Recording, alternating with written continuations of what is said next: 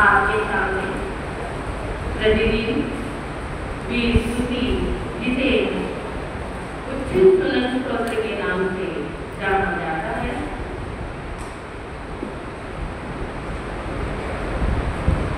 पीछे ध्यान ब्लैक चुनी आप ऊपर बैठ जाइए, नीचे नहीं बैठ सकते।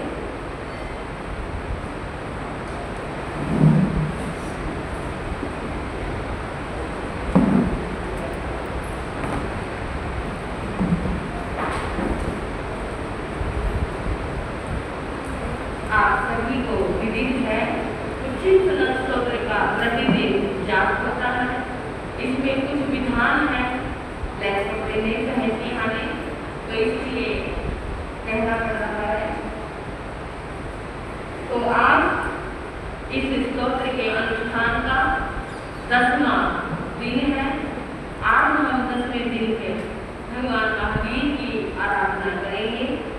बंधुओं, दीपावली महापर्व के इस अवसर पर और भगवान महावीर स्वामी के 2550 में निर्माण वर्ष जो चल रहा है, उस अवसर पर इस स्तोत्र का अनुष्ठान रखा गया है।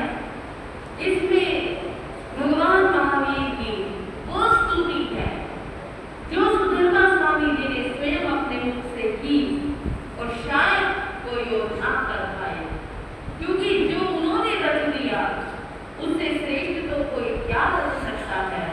तो ऐसे भगवान महावीर की उस स्तुति की हम आराधना कर रहे हैं। जाप शुरू हो उससे पूर्व सभी श्री महावीराय नमः इस मंत्र की एक माला का जाप करें।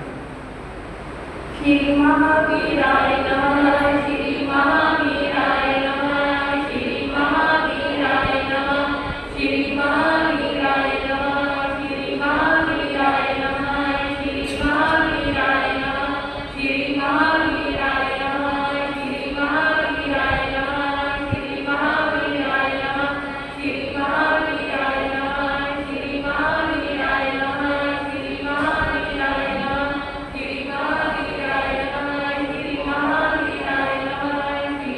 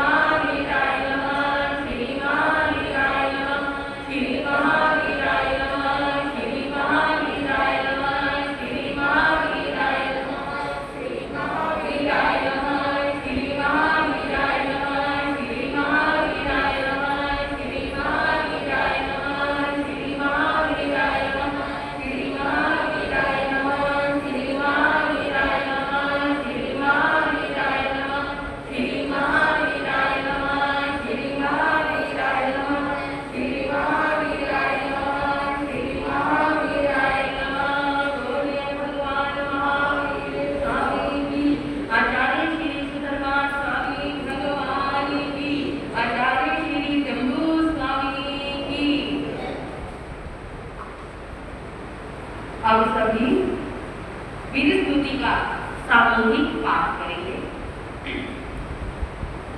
कुछ सुन सपना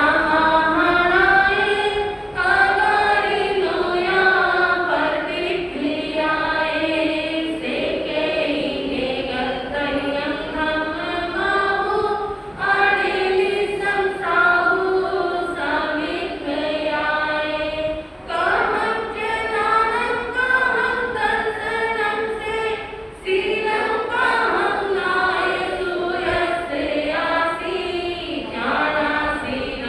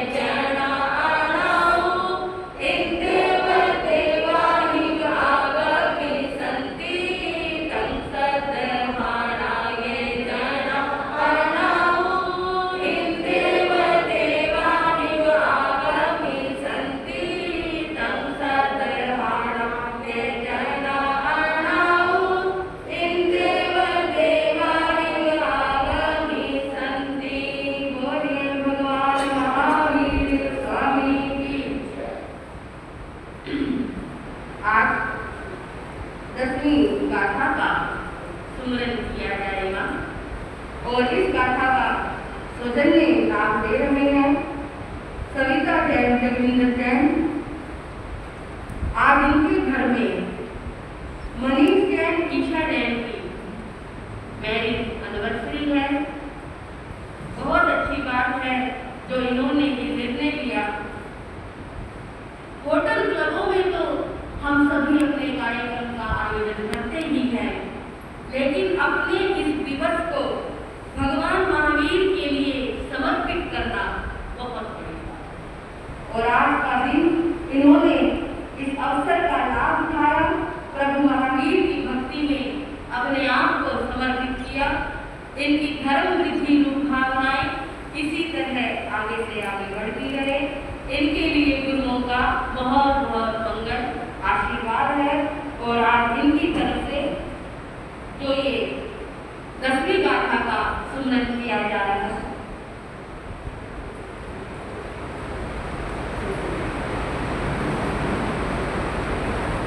आप सभी जो 10वीं गाथा है उसका 108वां सुमरन करें। बहुत सौभाग्यशाली हो बंधु यदि कोई 29 दिन तक इसका लाभ ले रहा है, एक एक गाथा का 108वां सुमरन कर रहा है, तो ये सोच लेना उनका उचित सुनन स्तोत्र सिद्ध हो गया। कितने भाई बहन होंगे जो ये इसको सिद्ध कर रहे हैं। कभी भी समय आने पर यदि जो मैं आपको गाथा का लाभ बताती हूँ कि इसका ये लाभ है, इसका ये लाभ है, और आप उस गाथा का सुमरन करते हैं समय आने पर, कभी 21 दिनों के लिए, 29 दिनों के लिए इसी विधि के साथ इसका प्रयोग करते हैं, तो आपको जो उस गाथा का लाभ है वो अवश्य मिलेगा, क्योंकि हमने इसको 29 दिनों के अंदर सिद्ध कर लिया है। तो आप बड़े सौभाग्यशाली हो जो आपको सहजता में ही किसी स्तोत्र को सिद्ध करने का अवसर प्राप्त हुआ है। नहीं तो इसकी साधना बहुत मुश्किल है।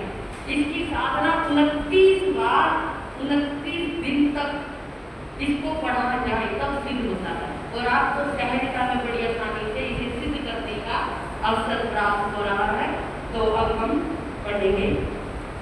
स्वयं सहसा नौ जय नानम तिगंतिके कंडक विजयन्ते से जय नम नम सहसे उठुस्थितो हेत सहस्रमेकं। स्वयं सहसा नौ जय नानम तिगंतिके कंडक विजयन्ते से जय नम नम सहसे उठुस्थितो हेत सहस्रमेकं। स्वयं सहसा नौ जय नानम तिगंतिके कंडक विजयन्ते से जय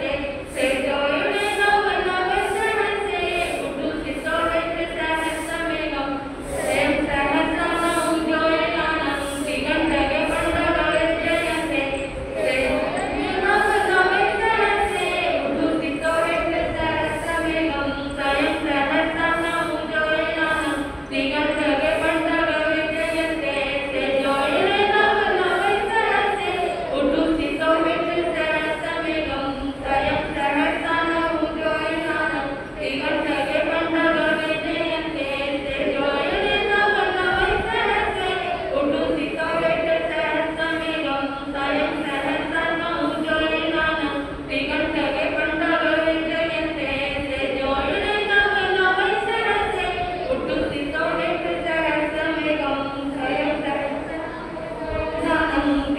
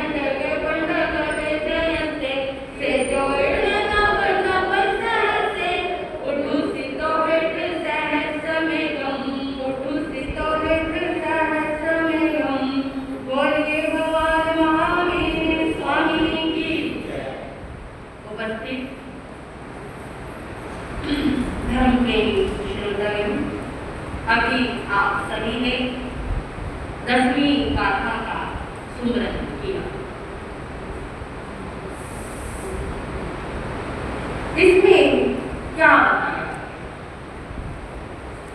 सुधर्मा स्वामी जी जम्मू समिति को कह रहे हैं, आपने कल सुना था प्रभु महावीर को सुमेरु पर्वत से उपमित किया, सुदर्शन पर्वत। यहाँ सुमेरु पर्वत के विषय में बताया गया है कि सुमेरु पर्वत कैसा है।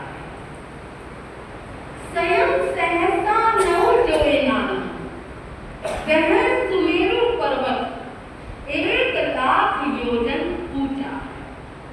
1,00,000 योजन, कल्पना करके कितना, अगर हम 1 योजन में 12-13 किलोमीटर भी लगाकर चले तो कितना, 12-13 लाख किलोमीटर।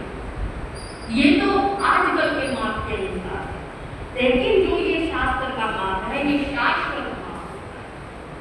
वो सुमेरु पर्वत 1,00,000 योजन जितना ऊंचा है। उसके 3 विभाग है, 3 खंड है। सबसे पहला खंड है पंडक वन, जो पताका की तरह सुशोभित है। 3 खंड के पंडक वेद, 3 खंड है, जिसमें एक खंड का नाम बताया पंडक वन। जो ये है सुमेरु पर्वत है, से जोड़े 90 सहस्र से, वह 99,000 योजन पृथ्वी से आकाश में ऊंचा उठा, यानी 1,00,000 योजन ऊंचा है, उसमें 99,000 योजन ऊंचा ये पृथ्वी से ऊपर, और 1,000 योजन ये पृथ्वी के नीचे। इस तरह ये 1,00,000 योजन का, 99,000 योजन ये पृथ्वी पर है और 1,00,000 योजन ये पृथ्वी के अंदर है। ये सुमेरु पर्वत का वर्णन किया। आप कहोगे स्तुति भगवान महावीर की चल रही है, वर्णन सुमेरु पर्वत का कर रहे हैं। बंधुओं, समझदार को इशारा कर, और वो क्या इशारा कर रहे हैं? सुमेरु पर्वत जो 1,00,000 योजन ऊंचा है, वो तीनों लोगों को छूता है।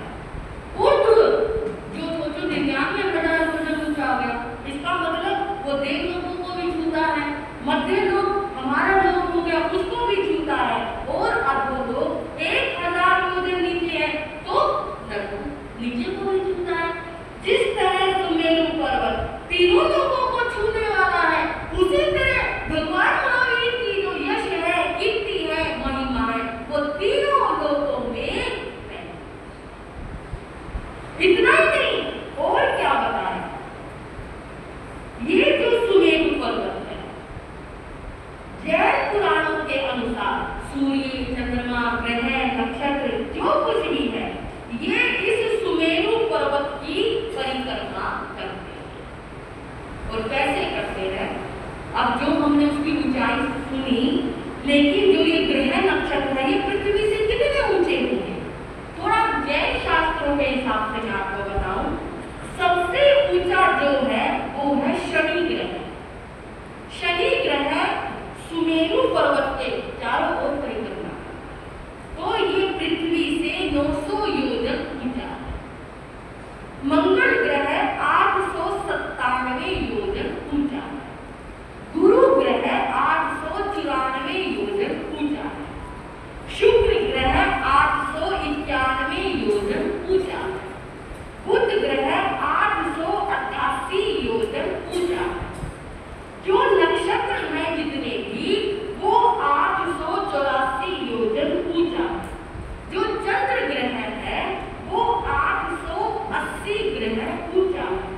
जो सूर्य ग्रह है वो 800 योजन ऊंचा है, और जो तारे हैं वो 790 योजन ऊंचाई पर है, जो हमें इस पृथ्वी लोक से दिखाई। और सुमेरु पर्वत कितना ऊंचा है? 99,000 योजन, यानी कल्पना की गई जैसे एक महिला पैरों में पजेब पहनती है। पैरों का कितना भाग आता है, कितना, और शरीर उसका कितना ऊपर रह जाता है। उसी प्रकार जैसे महिला पैरों में पजेब पहनती है, सुमेरु पर्वत के चारों तरफ ये ग्रह नक्षत्र उस पजेब की तरह चारों तरफ, कितना भाग उसका सुमेरु पर्वत का ऊपर आकाश में रह जाता है। ये तो 800 योजन ही है, और सबसे दूरी पर शनि ग्रह है वो भी 200 योजन है, बाकी 98,000 योजन तो सुमेरु पर्वत इससे बहुत ऊंचा।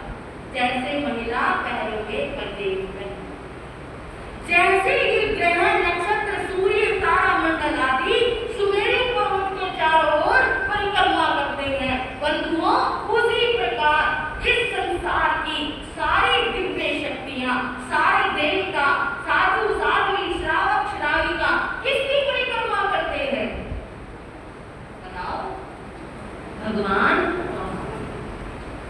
शक्रेंद्र देव भी आएंगे तो सर्वप्रथम भगवान की 3 बार आदिक्षिणा करेंगे, प्रदक्षिणा करेंगे, स्तुति करेंगे, तब जाकर संसार की सारी दिव्य शक्तियां भगवान महावीर की परिक्रमा करती हैं। यहाँ पर ये महत्व बताया गया है। सुमेरु पर्वत की विशालता के साथ साथ सुमेरु पर्वत 3 खंडों में बटा हुआ है।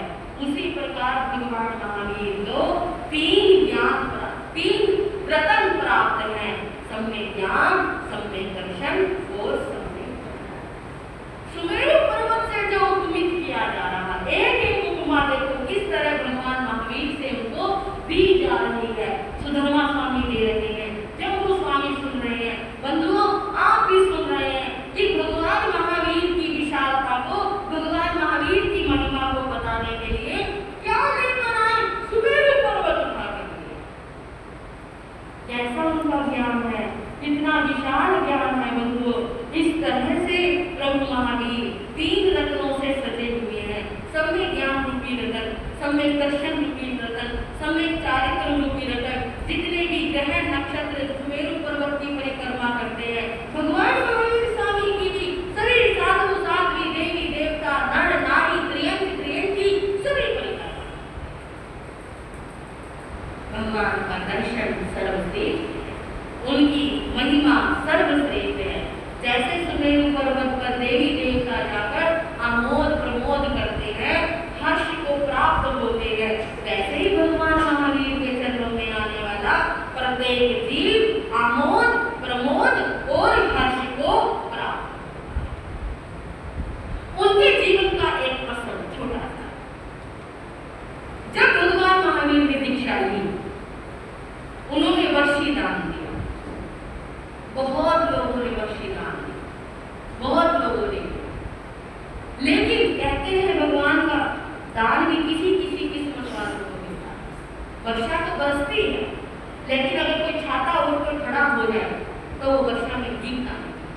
भगवान महावीर की कृपा की वर्षा हो रही है। यदि हम अपने ऊपर मिथ्यात्व का, अज्ञानता का, दुराग्रह का छाता ढक ले तो फिर कैसे वर्षा। भगवान ने दीक्षा ले ली, देवताओं ने उनके कंधे पर एक देव विषय वस्त्र डाला, बाकी भगवान ने सब कुछ छोड़ दिया। कुंडलपुर में रहने वाला एक वृद्ध ब्राह्मण बाहर गया। उन दिनों में जब वो लौट कर आया, उसकी पत्नी ने कहा, आप कहाँ से ले गए?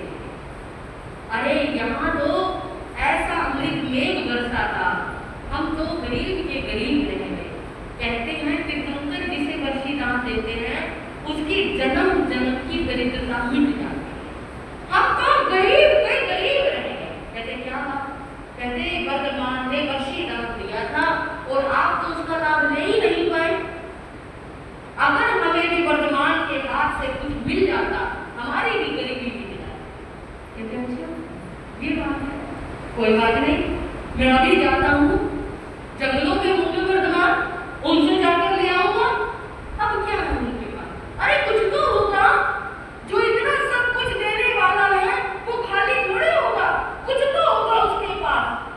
वो ब्राह्मण चल दिया, जंगलों में वर्तमान तपस्या कर रहे हैं।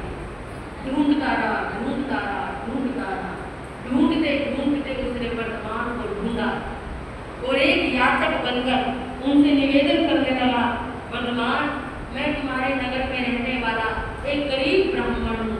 सुना था तुमने सबकी दरिद्रता को दूर कर दिया, जन्मों जन्मों की गरीबी को धो दिया। वर्धमान, मैं वंचित रह गया, मैं नगर में नहीं था, अब लौट कर आया हूँ। मुझे भी कुछ दो, मुझे भी तुम्हारे हाथों से कुछ ना कुछ जरूर चाहिए। क्या था कुछ भी तो नहीं था, सब कुछ छोड़कर आ गए थे। सोने चांदी जेवर शाही हार राजमहल सब कुछ छोड़ आए थे बंधुओं।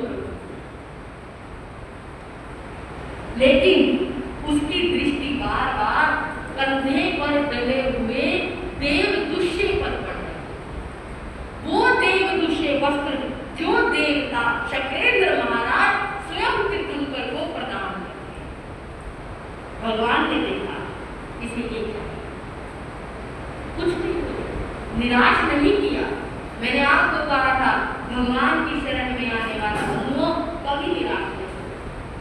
भगवान ने वो वस्त्र उतारा, आधा फाड़ा, आधा क्यों रखा? आप कहोगे देना ही था तो पूरा दे देते, आधा क्यों रखा? ये मैं कुछ नहीं है, ये भगवान की लीला थी। भगवान क्या सोच रहे थे, क्या चाह रहे थे, ये तो भगवान जानते हैं। उन्होंने आधा वस्त्र लिया, धन्य हो वर्धमान, मैं धन्य हो गया, वस्त्र लेकर एक दर्जी के पास गया। उसने कहा ये वस्त्र थोड़ा सा रफू कर दो, ठीक कर दो। उसने कहा ये वस्त्र कहाँ से लेकर आया? मैंने तो वर्धमान से लेकर आया। मैंने ये तो बहुमूल्य वस्त्र है, इसके चारों तरफ एक सोने की कैसे वो लगी हुई है। तू एक काम कर, इसका आधा वस्त्र हो, मैं इस पर रफू कर दूंगा। ओ ये इतना अच्छा वस्त्र, यदि तू इसे नंदीवर्धन को देगा ना, वो तुझे मुंह मांगा इनाम देंगे इसका। कहते अच्छा, कहते मैं दोबारा जाऊँ, दोबारा वर्धमान से वैसी मांग कर लेकर आऊँ, अच्छा क्यों लगता? वर्धमान में तो बड़ा लालची आदमी है। कहते तुझे गरीबी धोनी हो तो इसका आधा वस्त्र होना। बंधुओं वो फिर चल गए, लेकिन अब उसके अंदर मांगने की हिम्मत नहीं। कैसे मांग? साथ साथ पीछे पीछे चलता रहा, महीनों बीत गए। जहाँ जहाँ वर्धमान जाते वहाँ वहाँ वो साथ में जाता और क्या सोच रहा था, किसी तरीके से ये वस्त्र वर्धमान के कंधे पर से गिर जाए और मुझे साथ साथ लगा रहा। एक दिन की बात है, वर्धमान ने पीछे मुड़कर देखा, इसे ये वस्त्र मांगने की हिम्मत नहीं है, स्वाभिमानी था। एक दिन वो वस्त्र किसी तरह से उड़ गया या स्वयं भगवान ने उसको छोड़ दिया। कोई कहता है झाड़ियों में उलझ गया, कोई कहता है हवा में उड़ गया। बंधु कथाकार है, किस कथा को कैसा कह दे, लेकिन कहने का अर्थ है भगवान ने वो वस्त्र भी छोड़ दिया। और इस तरह से उस दर्जी ने वो आधा वस्त्र लिया, लेकर दौड़ा हुआ आया, दर्जी को वो वस्त्र दिया, दर्जी ने उसको रफू किया और ऐसा कर दिया बिल्कुल नया। उसने वो वस्त्र नंदीवर्धन के पास लेकर गया, कहने लगा महाराज मुझे ये वस्त्र नहीं है। ये वस्त्र अरे बड़ा कमाल का वस्त्र है, ऐसा वस्त्र तो हमारे नगर में किसी के पास नहीं है, कहाँ से लेकर आए ये वस्त्र? ये तो बहुमूल्य बेशकीमती वस्त्र है। कहने लगे जी ये वस्त्र वर्धमान के कंधों पर लगा हुआ, मुझे रास्ते में पड़ा हुआ मिल गया। अच्छा वर्धमान का वस्त्र है, ये तो धर्मों है मेरे लिए, नंदीवर्धन को वर्धमान से बहुत प्रेम, ये मेरी अमानत है, मांगो क्या मांगो महाराज, जो भी दे दोगे मुझे वही मांगो। बंधुओं कहते हैं नंदीवर्धन ने उसे इतना धन दिया कि सातों पीढ़ी बैठ कर खाए, उसे माला माल। कहने का क्या अभिप्राय है जो मैं आपको कहना चाहती हूँ, प्रभु महावीर सुमेरु पर्वत की भांति सभी को खुशियां देने वाले, हर्ष देने वाले, सुख पहुंचाने वाले थे। चाहे वो गृहस्थ अवस्था में रहे, चाहे वो साधु बन गए, उनके दरबार से कोई भी निराश नहीं होता। आज भी नहीं होता कोई भी निराश। बस एक बार प्रभु महावीर से कहने की जरूरत है, अपने दिल की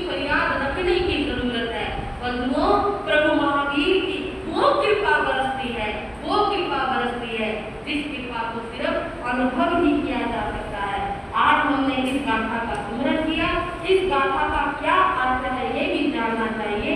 कहते हैं कभी कभी दिमाग भटक जाता है, व्यापारी का सबसे ज्यादा, मैं क्या व्यापार करूं, ये काम करूं, ये काम करूं, ये काम करता है फिर छोड़ देता है, दूसरे काम में हाथ डाल देता है।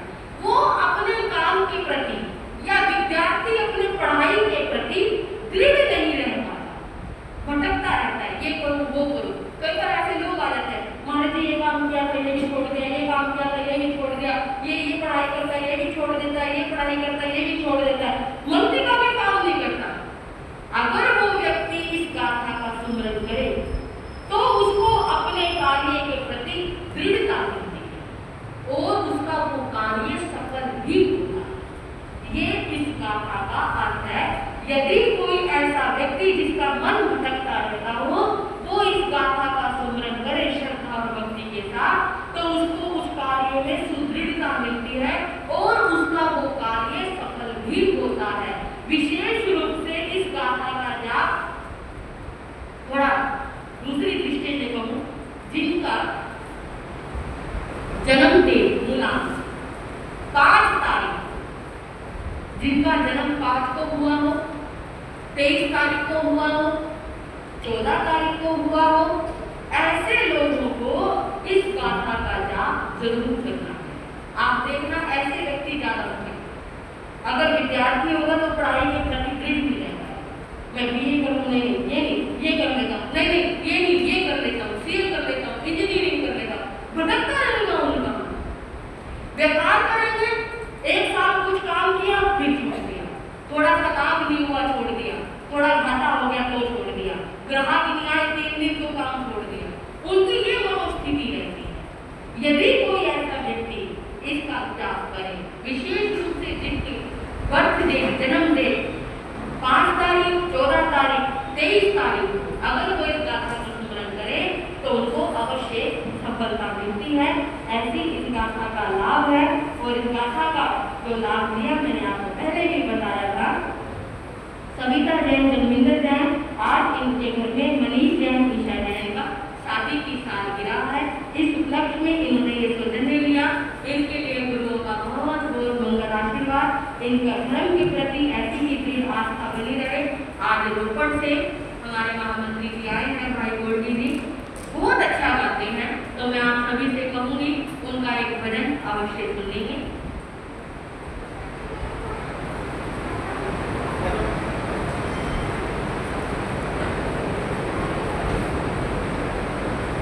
क्षेत्र में जो तपस्याएं चल रही है उसमें विरागन बहन पालो जैन का 32वां आईएमयू तप है, बड़ी सुंदर बात है।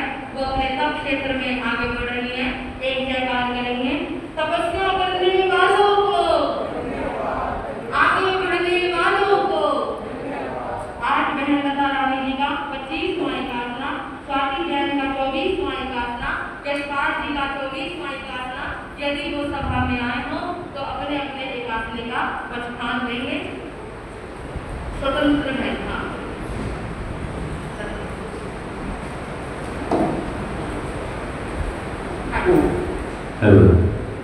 भगवान महावीर स्वामी की।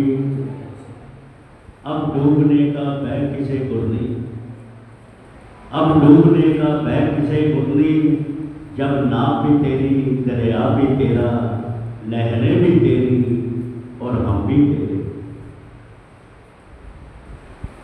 परम आदरणीय, परम पूजनीय महासाध्वी जी के पावन चरणों में मैं अपनी ओर से, अपना परिवार नानागरिया परिवार की ओर से और आप सभी की ओर से वंदना नमस्कार करता हुआ शुभ सारा पूछता हूँ और उनके स्वास्थ्य की मंगल कामना करता हूँ। हमारा परम सौभाग्य है कि आज महासाध्वी जी के दर्शन व प्रवचनों का लाभ लेने के लिए हम भी यहाँ पर आए। मैं अपनी बात को जल्दी ही समाप्त कर दूंगा।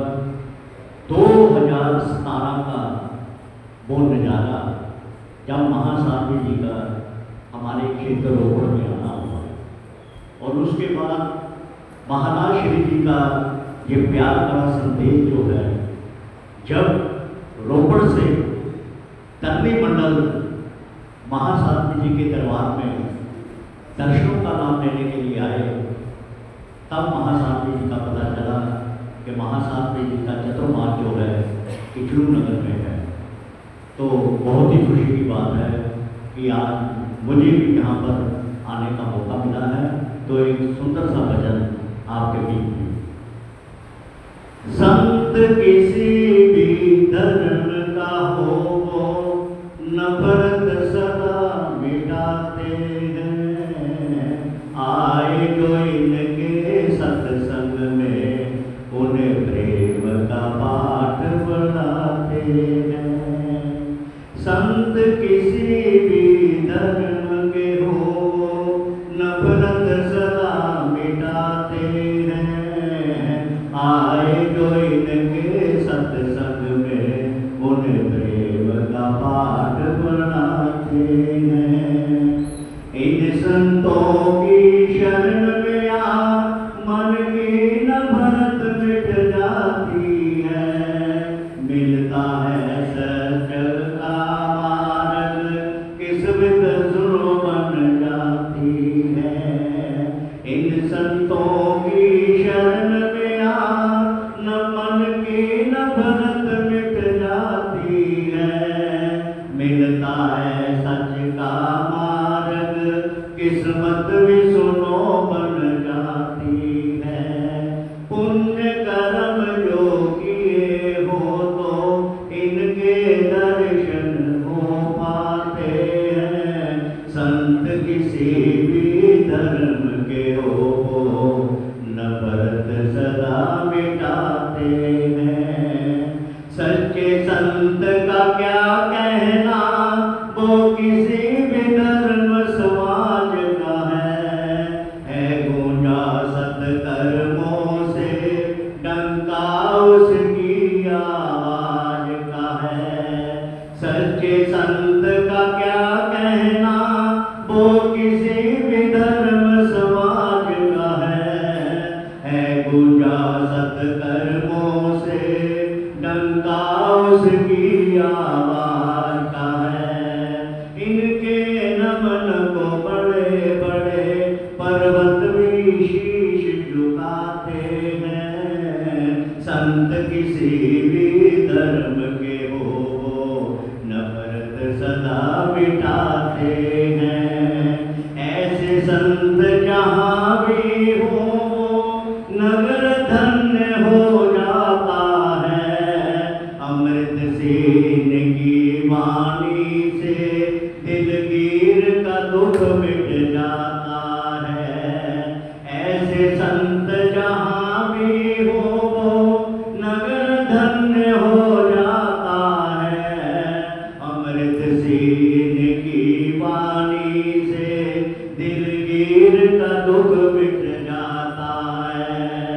सातों सुर संगम के भी बस महिमा इनकी गाते हैं, संत किसी भी धर्म के हो नफरत सदा मिटाते हैं। संत किसी भी धर्म के हो नफरत सदा मिटाते हैं। महासाध्वी जी के पावन चरण कमलों में एक बार फिर रोपड़ श्री संघ की ओर से बहुत बहुत वंदना नमस्कार करता हूँ। और नेम जी और हमारे महामंत्री और पूरी कार्यकारिणी को भी बहुत बहुत बधाई देता हूँ कि आपको ऐसी महान गुरुओं का, ऐसी महान साथियों का चतुर्मास मिला है। मुझे तो 8 साल के बाद महाराज श्री जी के दर्शन का प्रवचनों का नाम मिलता है। नेम जी हम पहले भी आकर गए हैं, आपकी हाजिरी लगाकर गए, आप मिले नहीं, पर आपके बगैर यहाँ पर जो सेवा हुई है वो सराहनीय है। मैं एक बार फिर आप सभी को बहुत बहुत बधाई देता हूँ। आपका समय का मैं ध्यान रखूँगा। सेक्रेटरी साहब मेरे पास खड़े हैं, तो जो भी कुछ कहा मैंने, अगर आपको अच्छा लगा हो तो मुझे अपना आशीर्वाद देना। जय महावीर, जय महा।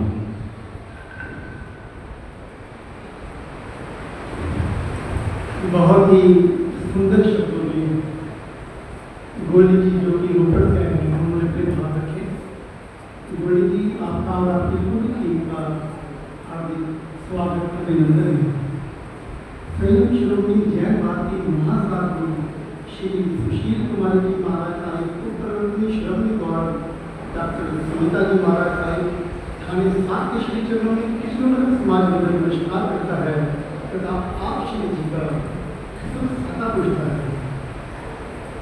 आज के जाप का नाम श्रीमती सविता जैन जोगिंदर जैन परिवार ने लिया है। आज इनके पुत्र मनीष और ईशा की आज शादी की सालगिरह है। जोगिंदर जी आगे आएंगे। तो इस अवसर पर इन्होंने इस जाप का नाम दिया है और इन्होंने समाज को 51 वर्षों का योगदान भी दिया है। समाज आप जी का निर्माण करता है।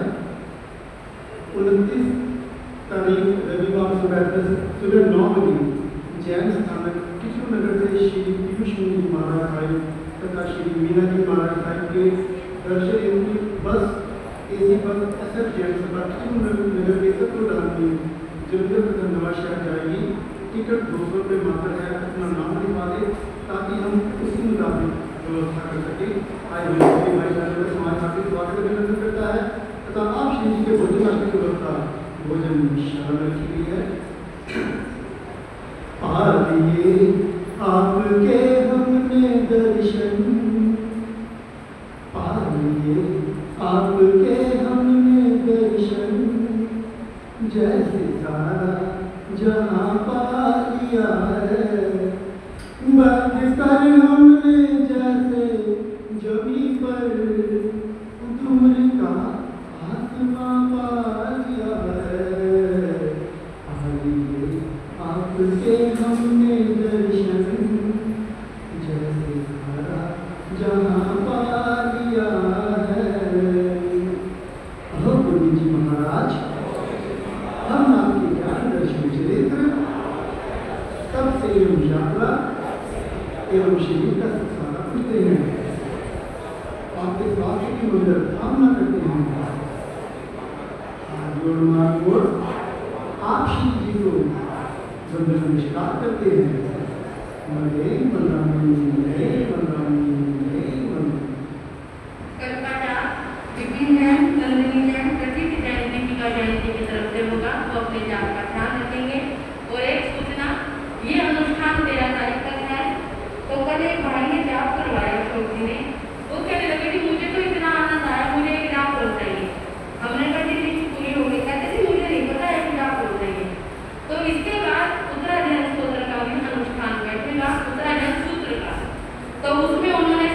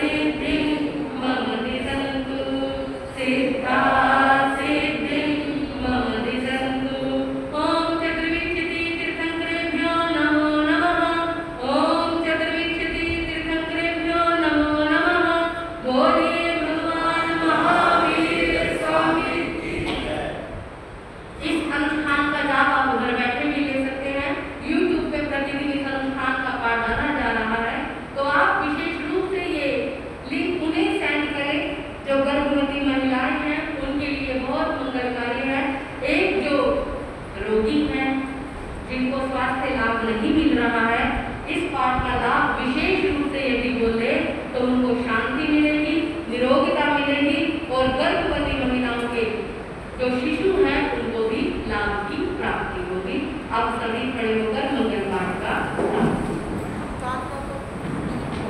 स्थान रह रहे हैं। आज का स्थान है श्री महावीराय नमः। श्री महावीराय नमः इस मंत्र की एक माला का जाप किया जाएगा। सब्जियों में मूली, फलों में मौसमी और मिठाइयों में मलाई पड़ेंगे। मिठाई का नियम पत्याचार है। क्या